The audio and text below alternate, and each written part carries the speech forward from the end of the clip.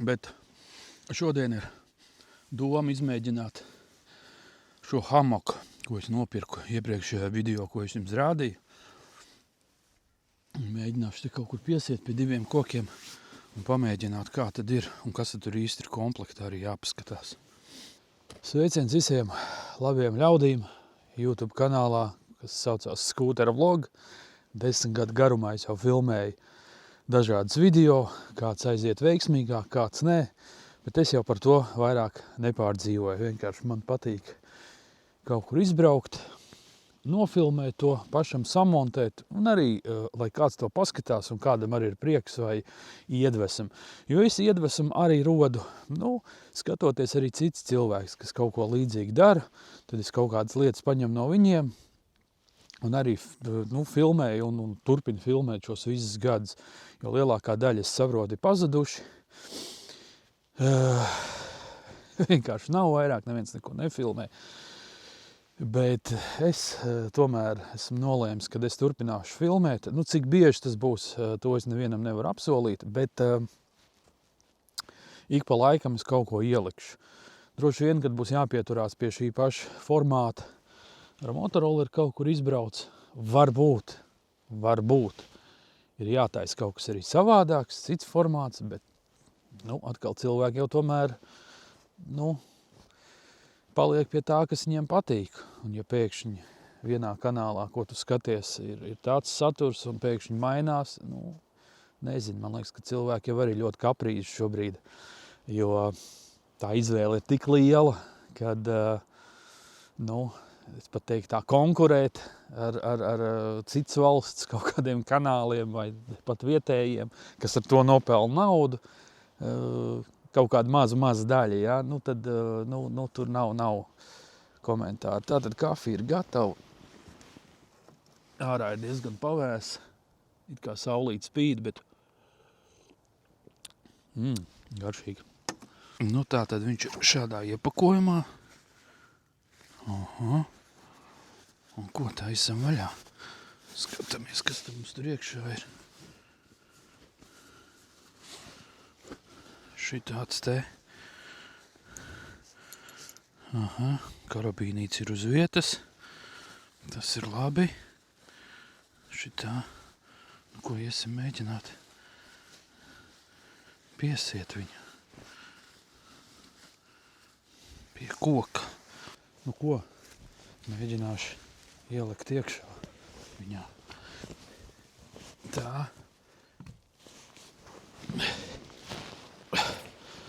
Ej tu nost, baigi labais.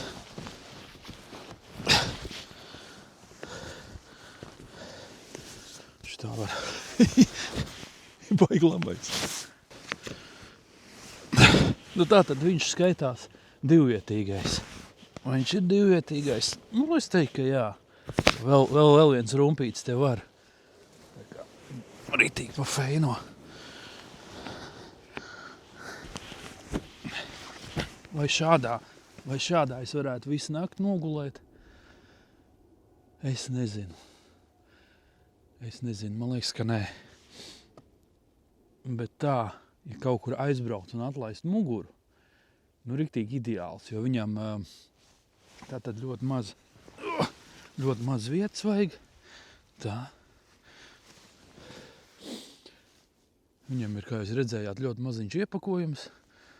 Tātad ļoti maz vietas aizņem. Protams, ja brauc ar mašīnu, tad jau laikam, ka nav tik svarīgi tās vietas. Bet ar tādu motociklu motoroleri tur jau tomēr tas vietas skaits ierobežots. Jā, ko es vēl gribēju pastāstīt šajā video? Man ir tāda sajūta vai tādas domas, kad laikam, kad droniem būs pienācis gals. Parastiem, ko mēs kādreiz tur laidām gaisā, filmējam no augšas, lai kadriņi smukāki, lai nav tikai no kameras. Protams, kas varbūt nav lietas kursā, tad dronam ir jābūt reģistrētam, jābūt uzlīmētam numuram, jāmaksā 5 eiro gadā tur nomaksas, bet tas ir nodevu. Tas ir tas droniņš, kas ir 249 grami. Tie, kas ir smagāk, tur jau vajadzīgi ir vadītāja apliecība, nosauksim to tā. Un tādā veidā. Labi, tas viss ir štruns, bet man kas satrauc, kad Rīgā principā vairāk lidot, es saprotu, ka nevar, jo ieejot civilās aviācijas mājaslapā, tad tur ir karte tieši droniem, un tur ir izstrādāts, kur nedrīkst lidot. Tad tur sarkanās zonās ir aizliegts, tad tur ir zonas, kas ir jāsaskaņo 5 dienas iepriekš, kad tu gribi lidot. Un tad tur tās brīvās, man liekas, kad vispār ārpus Rīgas, respektīvi, jābrauc uz kaut kādu jūrmalas pusi prom ārā, tad tur ir brīvs, kā saka, tur nav nekas jāsaskaņo, cel gaisā. Protams, jāievēro visas tās normas, kas tur ir, bet Rīgā un, teiksim, uz otru pusi Siguldu un tur es skatījos kaut kā Daugavpilu, Reizekni, tur vispār ir pus Latvija vienkārši sarkanajā. Es tur zvanīju, jautāju, it kā tur varot, bet tur jāsaskaņo un ko tur un kā. Bet tad es domāju tā praktiski, es tagad izbraucu dabā, filmēt savus YouTube video, es tagad gribu pacelt šeit, jā, kā es varēšu zināt, kurā dienā es braukšu un kad es ko darīšu.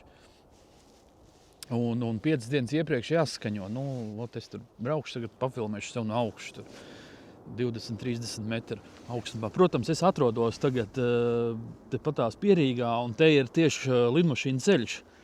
Varbūt mikrofonā var dzirdēt virs galvas principā, kas mums tas ir.